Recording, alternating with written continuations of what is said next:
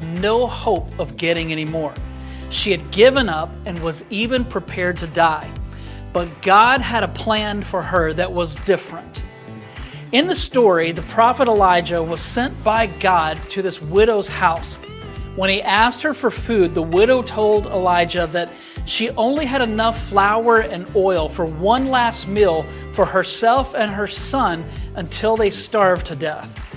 Despite this, Elijah told her to make him a meal and promised her that the flour and oil would not run out until the day that God sent rain upon the earth. So the widow took a leap of faith and did as Elijah instructed her. And to her amazement, the flour and the oil did not run out. She and her son had enough to eat for many days until the rain finally came. So what can we learn from this story?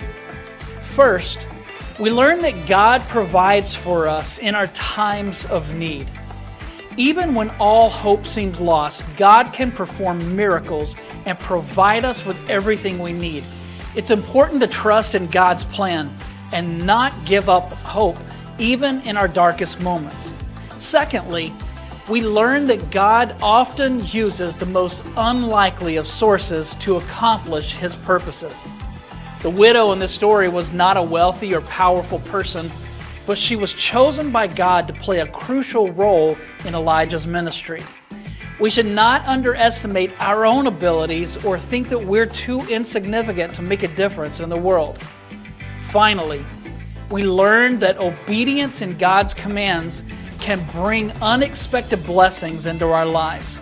The widow could have easily refused to give Elijah any food, but she chose to obey God's command through Elijah and was rewarded with an abundance of food during a time of famine. In our own lives, we may face situations where we feel like we have nothing left to give, no hope for the future, and no way out.